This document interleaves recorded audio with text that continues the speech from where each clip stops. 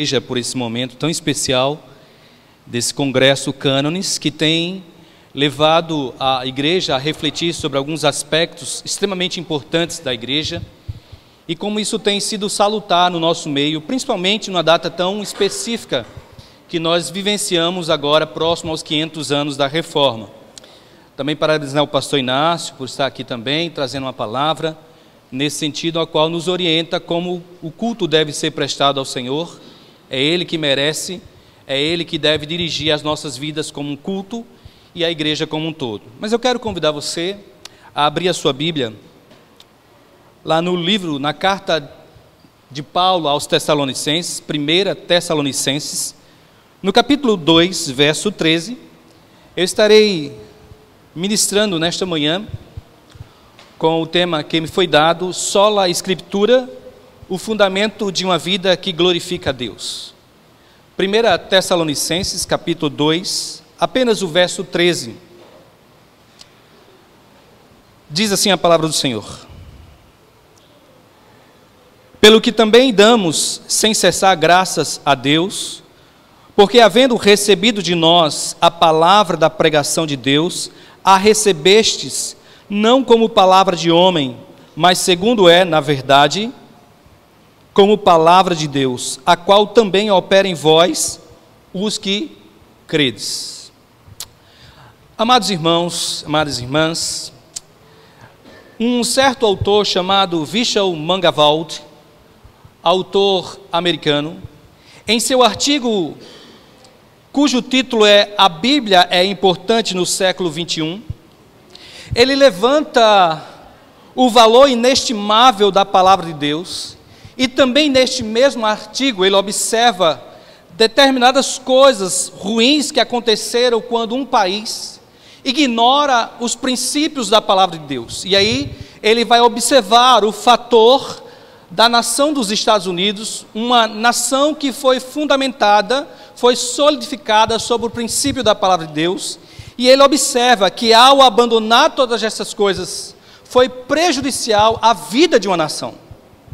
Ele diz o seguinte: os Estados Unidos foi construído por uma ética, uma espiritualidade que ensinou os seus cidadãos a trabalhar, a ganhar, ajudar, investir e usar todas as suas riquezas para servir ao próximo e para glorificar a Deus. Essa ética bíblica foi substituída pela cultura do secularismo, que ensina às pessoas que têm direito a isto ou aquilo, em detrimento das suas obrigações, agora atende às suas próprias necessidades pessoais. Há uma inversão. Uma nação que foi fundamentada na palavra de Deus, que tinha princípios éticos, morais e espirituais, segundo a palavra de Deus, agora os inverteu por uma forma secularista de convivência e de vivência prática. Nos parece, irmãos, que essa afirmação reflete a cultura em muitos países ao redor do mundo. O apóstolo Paulo, aqui precisamente, viu na igreja em Tessalônica eles abraçarem uma visão de alto apreço pelas Escrituras e da ética bíblica. Ele observa que aquela igreja recebeu como de fato é a palavra de Deus. E portanto ele observa, dizendo exatamente no verso 13, o povo recebeu a mensagem de Deus, e aceitou o que dissemos como própria palavra de Deus. Ao fazê-lo isso, eles estavam escolhendo entre agradar a Deus e não as pessoas. Observe, quando ele faz essa menção no verso 12, quando ele diz que é possível agradar a Deus somente ao observar a sua palavra. O que eu quero dizer, irmãos, nesta manhã, é que abraçaram a visão elevada das Escrituras hoje significa que nós estaremos nadando contra uma corrente que a despreza, uma cultura que tira dela aquilo que de fato ela é, a palavra de Deus. É de comum acordo e de convivência mútua que quando nós pregamos a palavra de Deus, as pessoas aí fora tecem um sentimento crítico acerca dela, dizendo que é palavra de homem, que é um conto, que é uma fábula, que não corresponde mais às necessidades do mundo pós-moderno.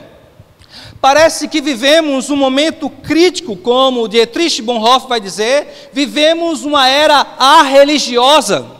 As pessoas não querem mais Deus, não querem mais saber de Deus, e tudo que seja vinculado a isto é desprezado, é criticado, é humilhado.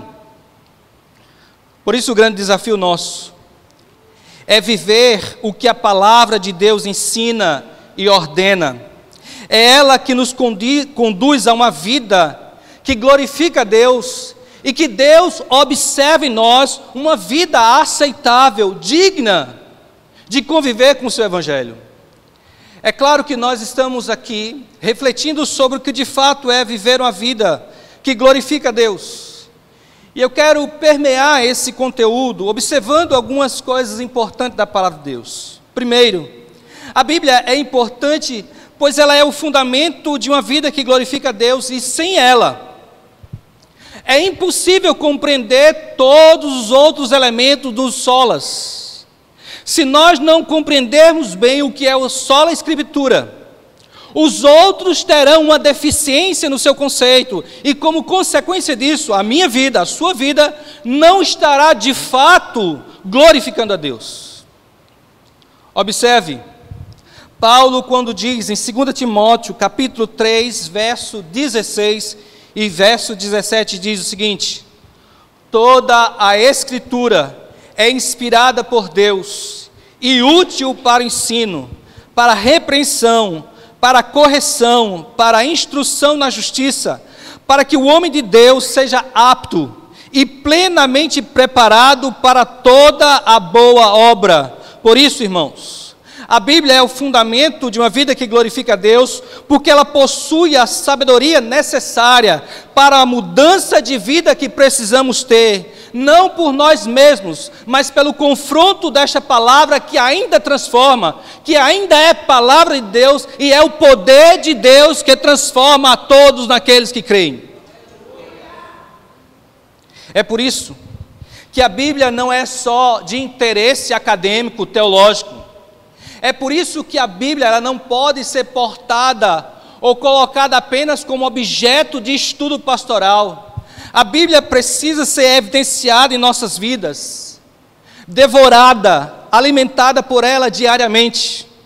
Como o salmista disse: quando eu encontrei a tua palavra, logo as comi, porque para mim ela foi agradável como mel. Não é simplesmente um objeto de estudo acadêmico a Bíblia. Ela é de fato o fundamento para as nossas vidas, para refletir a glória de Deus. E eu quero que você deixe sua Bíblia aberta, para que nós observemos a atitude da igreja em Tessalônica e como podemos aplicar o que eles viveram e experimentaram, fazer o transporte daquilo que experimentaram ali, como sendo seus primeiros ouvintes, e trazer para nós, para que nós de fato, aonde estivermos, com quem estivermos, fazendo o que estivermos fazendo, glorificar a Deus em todas as nossas ações, em todas as nossas atitudes e em todos os nossos relacionamentos que podemos ter. 1 Coríntios capítulo 10, verso 31 diz: portanto, quer comais, quer bebais ou façais qualquer outra coisa, fazei tudo para a glória de Deus. Observe, irmãos, na primeira parte, verso 13, quando nós lemos: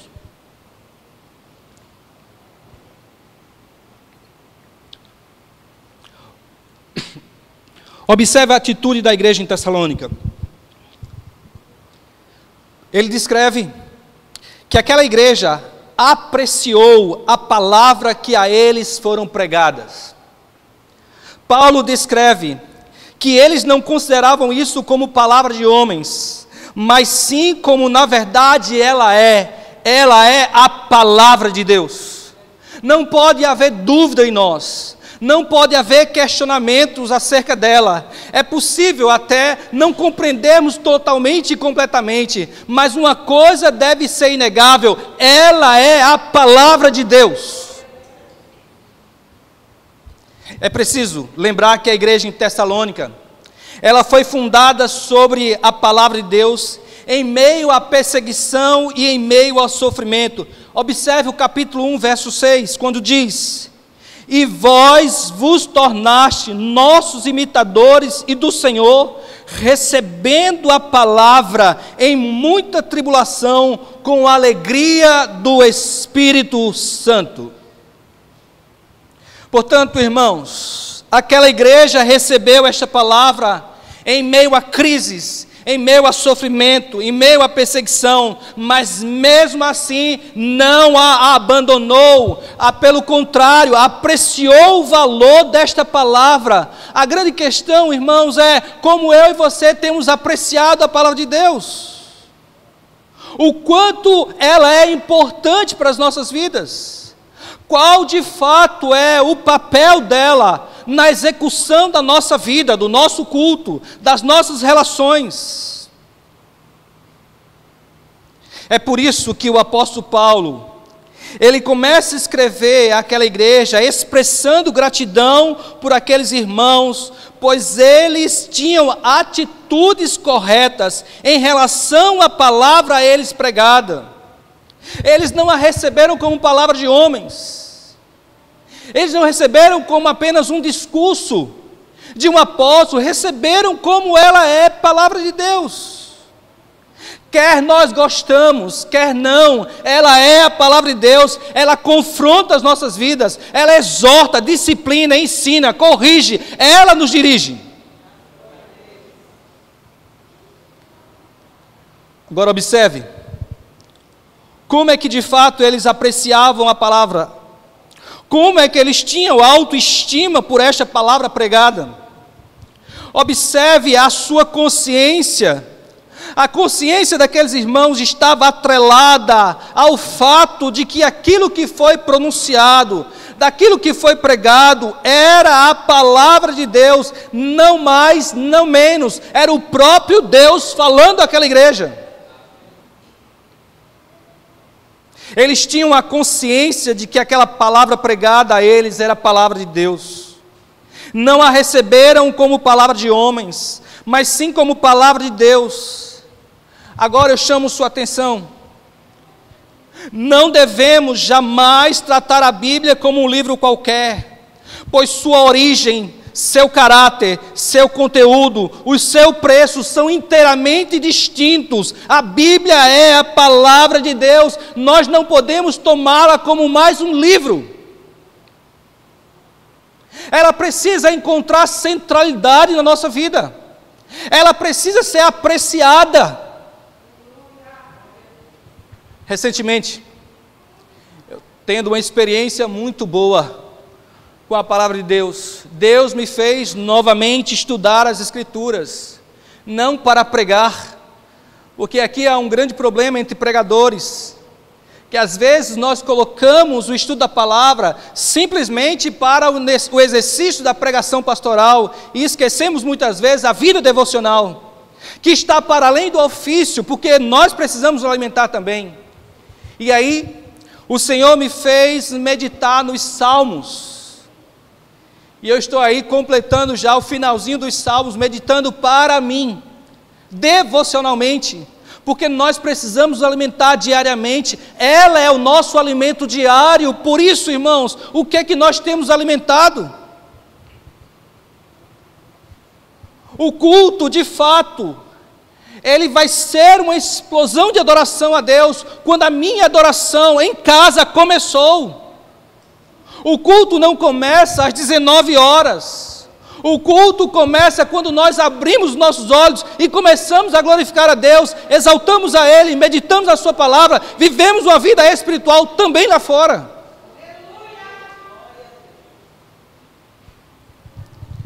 Foi inspirada pelo Espírito de Deus, escrita por homens de Deus, usados pelo Espírito Santo de Deus. Ela não pode ser considerada como uma palavra qualquer, um livro qualquer.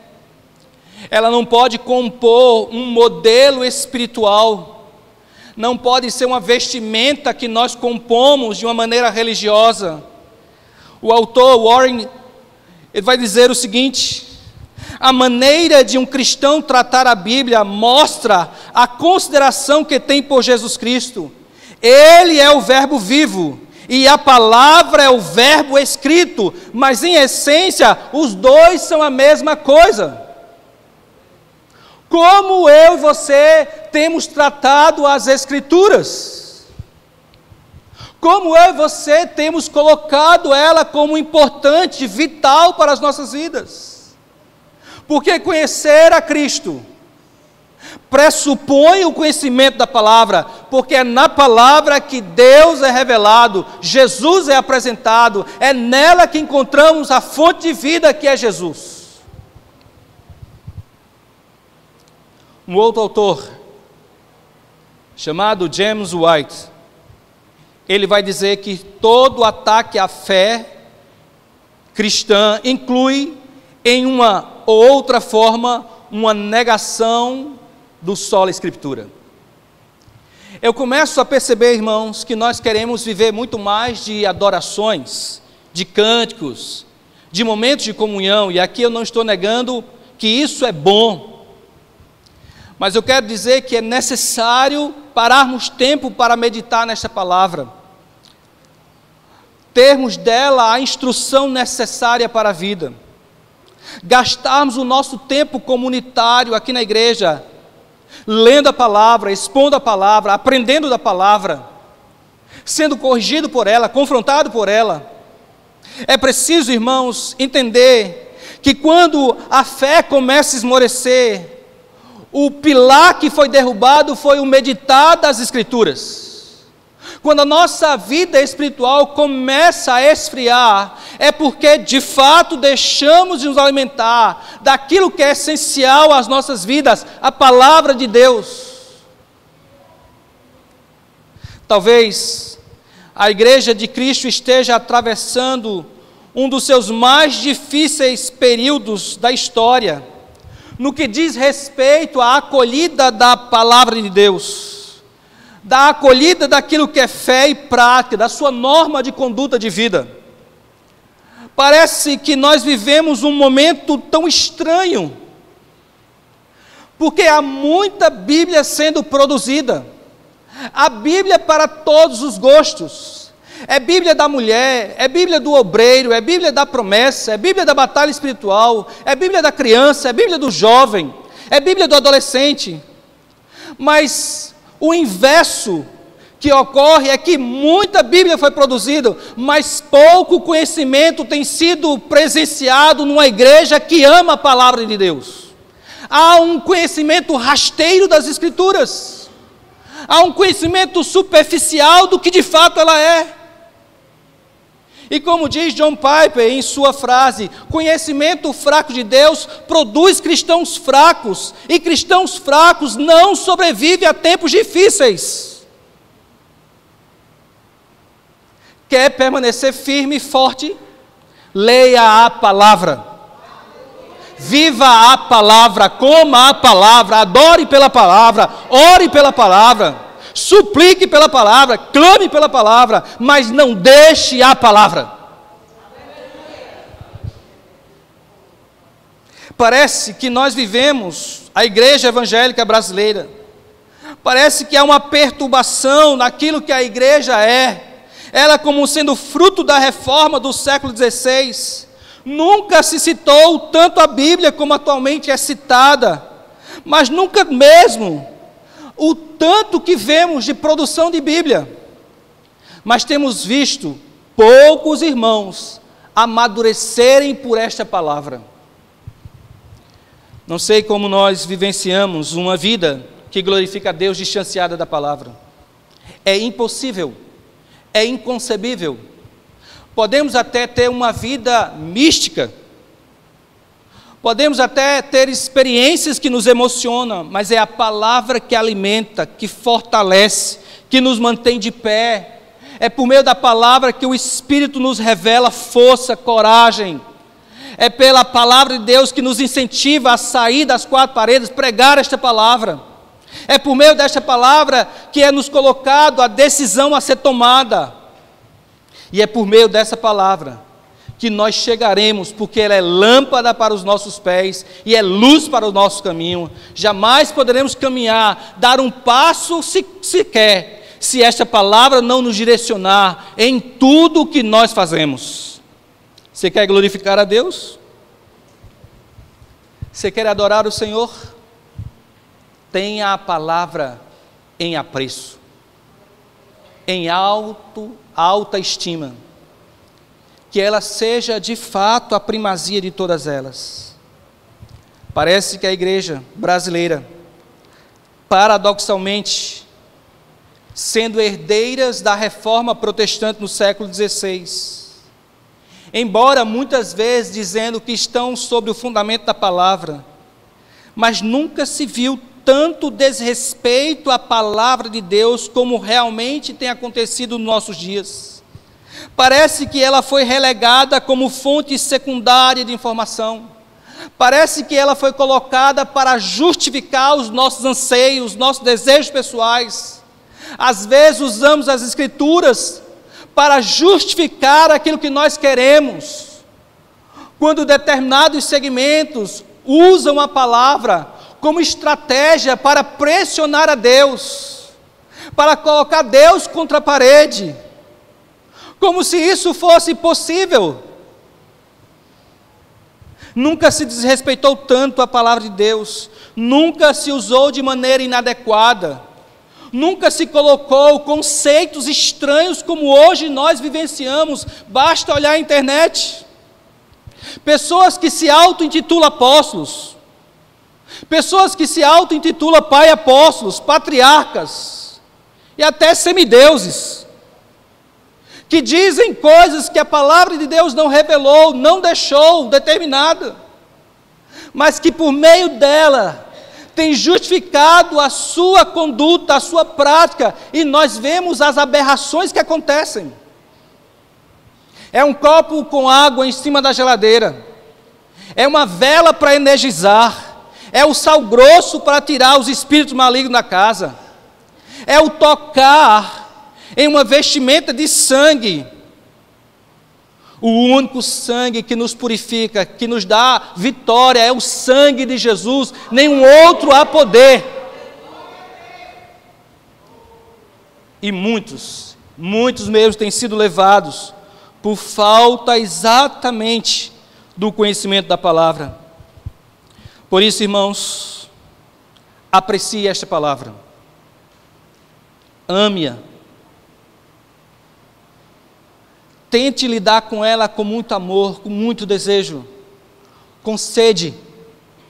Como diz o salmista, precisa ser a fonte de água a qual nós estamos sedentos da tua palavra, vivê-la, compreendê-la, amá-la, estimá-la mais do que qualquer outra coisa. Foi por meio desta palavra que homens e mulheres de Deus foram transformados. Foi também por meio desta palavra que homens e mulheres deixaram a sua vida se esvaziar, darem sua vida em sacrifício, mas foi amando esta palavra. Se nós hoje a temos em nossas mãos, foi porque alguém estimou a ela mais do que a sua própria vida, para defendê-la, para deixá-la, para que a igreja, a partir dela, também possa experimentar o verdadeiro conhecimento de Deus através da sua palavra. Agora observe,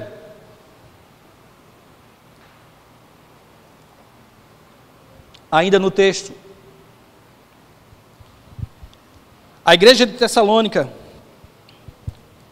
eles apreciaram a palavra, porque a entenderam que era a palavra de Deus. Mas não somente isso, eles se apropriaram desta palavra, eles tomaram aquela palavra para si, a vivenciaram.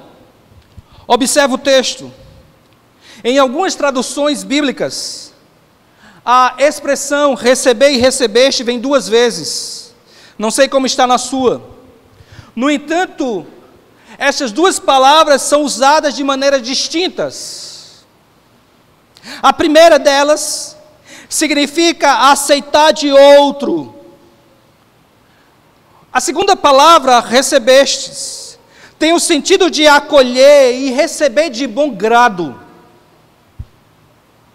Em outras palavras, nós podemos dizer que o primeiro refere-se a escutar com o ouvido, enquanto que o segundo refere-se a escutar com o coração.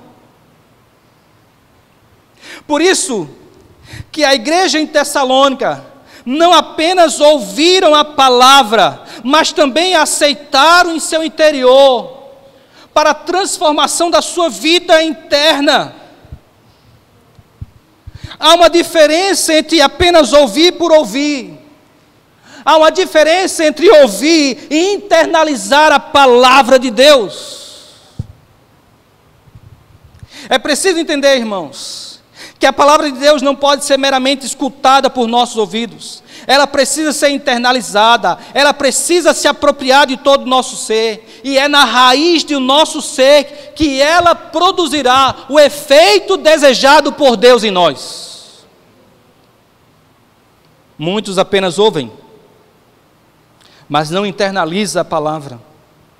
Muitos vão e voltam, sendo expostos à palavra, que apenas alcança os seus ouvidos.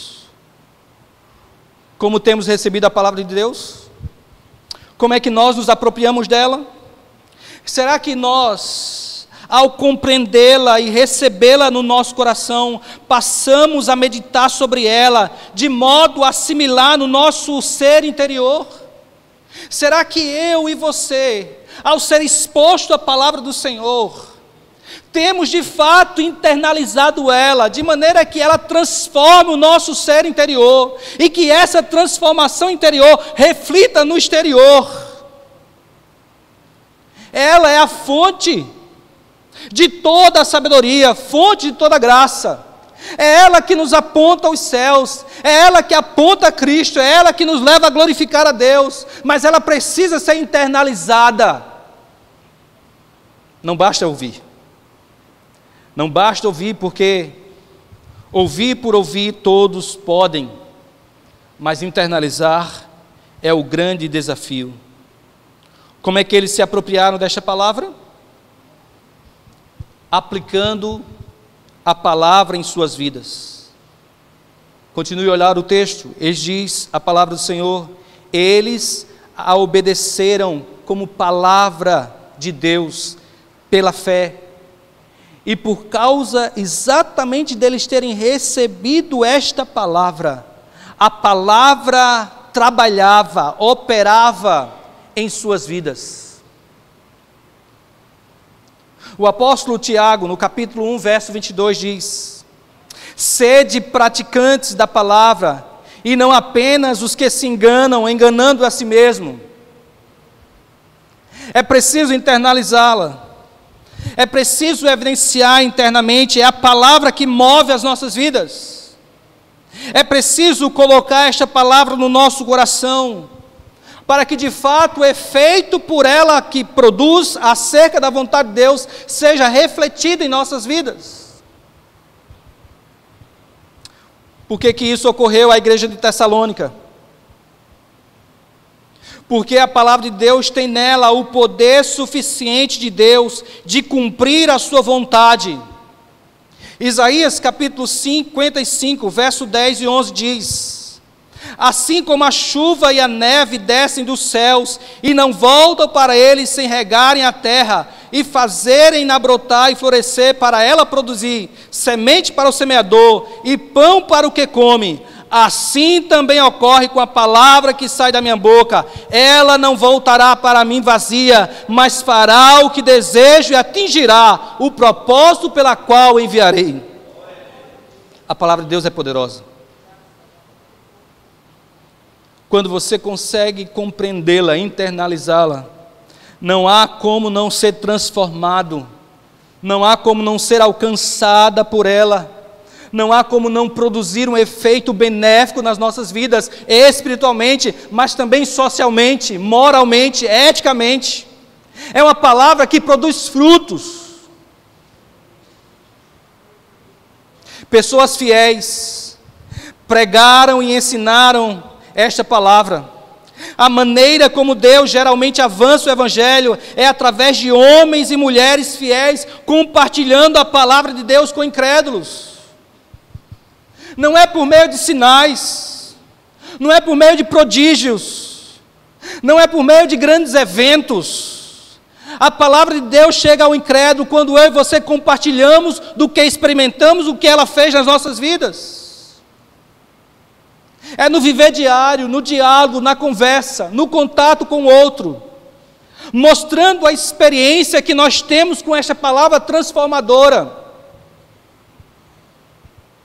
Não há outro meio que não seja o compartilhar desta palavra. Não há como chegar ao Senhor por meio de outra coisa.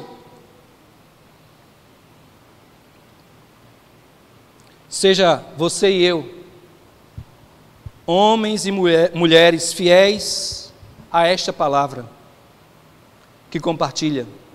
John Bunyan, autor de O Peregrino, provavelmente o segundo livro mais lido depois da Bíblia. Quem já teve a experiência de ler O Peregrino, percebe que ali, ao longo das páginas, é simplesmente a Bíblia, é a melhor paráfrase da Bíblia, porque John Bunyan tinha meditado constantemente nesta palavra, e certo biógrafo da vida dele disse que se porventura pudesse cortá-lo em diversos pedaços, ainda assim cairia completamente toda a Escritura, porque ele tinha experiência com ela. Qual tem sido o nosso desejo para com a palavra? Como é que de fato nós temos aplicado às nossas vidas? Será que ouvimos e fazemos ouvido de mercador? Ouvimos, mas ela não transforma-nos. Somos expostos a ela, mas as pessoas não percebem a mudança que houve em nós através dessa palavra. É preciso entender que se de fato a temos hoje, a temos porque homens e mulheres de Deus fiéis a esta santa e preciosa palavra entregaram suas vidas, deram suas vidas por ela. E nós precisamos ter a mesma coragem, o mesmo amor, aplicando ela em todas as nossas áreas da vida, sem deixar nenhum milímetro. A palavra não apenas atende às nossas necessidades emergenciais, ela supre toda a nossa necessidade para com Deus, ela supre toda a nossa necessidade em todas as áreas: conhecimento, sabedoria, graça, aproximação, comunhão com Deus. É por isso que a palavra é necessária para nós, é por isso que a igreja em Tessalônica acreditou nesta palavra, mas apenas não acreditou, a colocou em evidência. A fé daqueles irmãos foi evidenciada pela transformação da palavra que receberam. Que esta comunidade também seja assim, que a comunidade à volta desta igreja sinta o impacto de terem recebido a palavra de Deus neste lugar. Quando cremos na palavra de Deus e a obedecemos, ela libera o poder necessário que funciona em nossas vidas para cumprir o seu propósito. Se cremos que de fato ela é a palavra de Deus, se cremos de fato que Deus nos deu para guiar a nossa vida em fé e conduta, ela cumprirá o propósito pela qual Deus a estabeleceu. A grande pergunta é: qual é este propósito? Para qual foi dadas as Escrituras? A resposta é única nas Escrituras: para a glória dele, manifestar a sua glória, manifestar a glória daquele Deus que criou todas as coisas, manifestar a glória de Deus na queda do homem, manifestar a glória de Deus na redenção em Cristo Jesus, manifestar a glória de Deus na consumação de todos os séculos, manifestar a glória de um Deus que cumprirá todos os seus propósitos, porque Ele tem de fato glorificado através das nossas vidas, a palavra tem sido transformada. É a glória de Deus, e somente a glória dEle. João Calvino vai dizer: glória de Deus é quando sabemos o que Ele é. Existe alguma outra possibilidade de conhecer Deus plenamente, além ou para além das Escrituras? De forma nenhuma.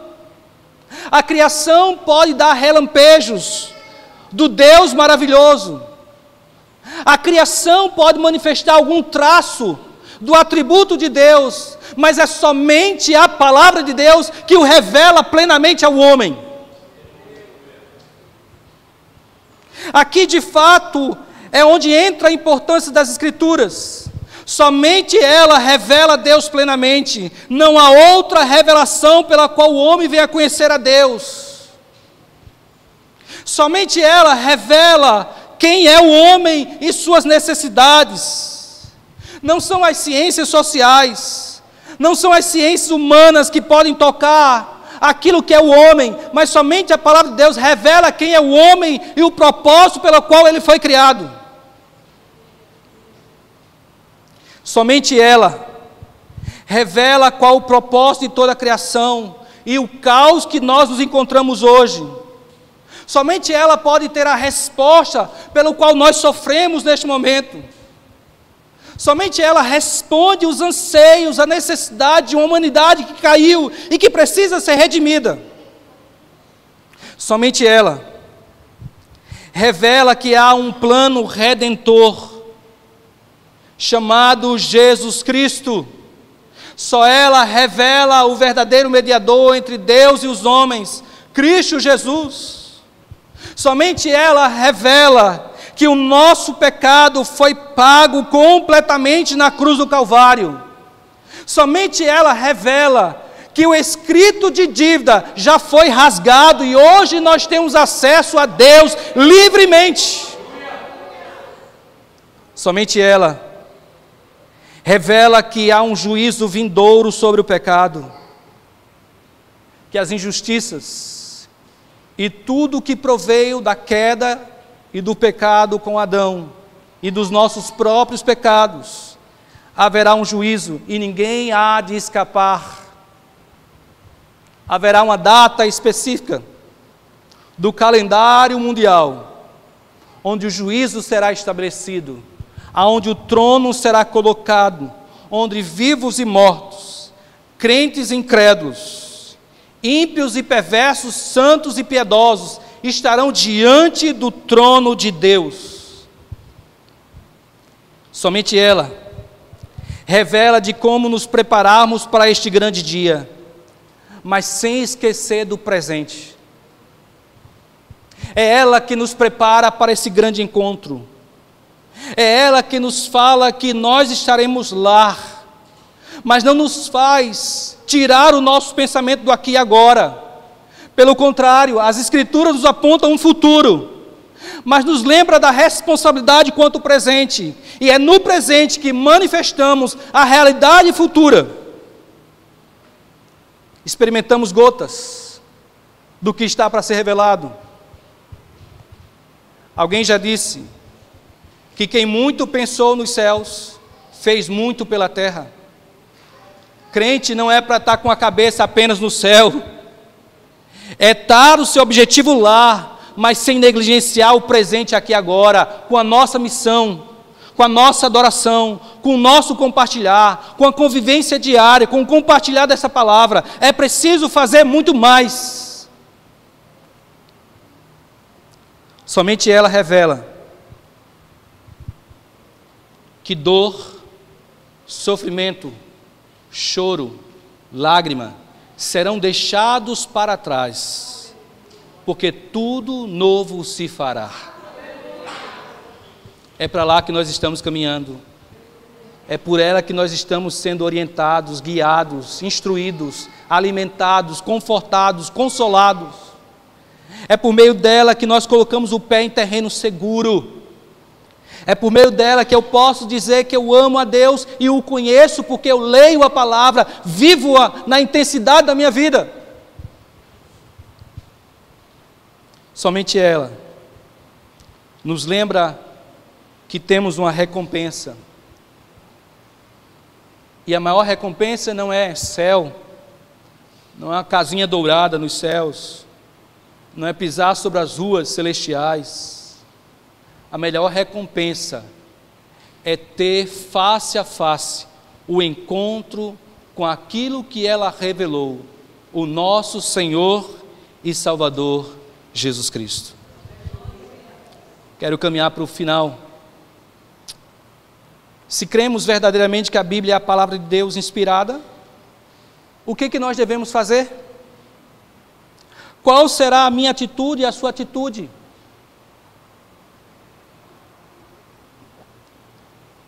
Vemos que a igreja de Tessalônica respondeu a isto. Cabe a nós agora respondermos, neste século, o que a palavra de Deus é para nós. Se de fato cremos que ela é a palavra de Deus, primeiramente, nos esforçaremos para ensinar convictamente somente a palavra de Deus e rejeitaremos qualquer ensino que não venha da sua palavra. É preciso esmero, excelência no ensino da palavra, na pregação da palavra de Deus. Se de fato eu a considero preciosa demais, se eu tenho autoestima por ela, se eu a considero de muito valor, eu e você nos esforçaremos para ensinar a palavra e somente a palavra e rejeitar qualquer outra coisa que não venha por ela. Foi isso que Lutero fez. A menos que eu esteja convicto pela palavra, que seja colocada contra ela, não negligenciarei nenhum dos preceitos que foi dado. Tenhamos a nossa mente cativa a ela, presa à palavra de Deus. Só assim seremos vacinados contra falsas heresias, falsos ensinos. Não cometeremos deslizes, porque a palavra de Deus nos orientará. Por isso, nos esforcemos para ensinar e rejeitar qualquer coisa que não venha dela, somente as Escrituras. Em segundo lugar,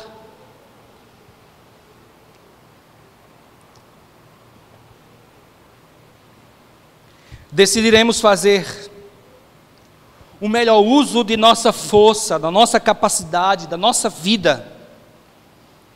Usaremos todos os recursos que Deus nos deu para fazer a vontade de Deus ser revelada a homens, a mulheres, a pessoas que ainda precisam desta palavra. É preciso colocar toda a nossa intensidade de vida, toda a nossa força, toda a nossa capacidade, todo o nosso recurso, é para que essa palavra seja pregada, proclamada entre as nações. A Bíblia contém os mandamentos de Deus, não são sugestões, não podemos escolher aqueles que nos agradam, precisamos obedecê-la completamente. Deus sempre exigiu submissão a todos os seus requisitos, por isso precisamos ler a palavra de Deus. Como agradar ao Senhor, como glorificar a Deus? Lendo a sua palavra. Por isso, quero deixar como uma nota de reflexão, um questionamento: como é que você tem dado a importância nas Escrituras? Se você quer glorificar a Deus, reveja o quão importante é a Bíblia para você, para mim. Amém.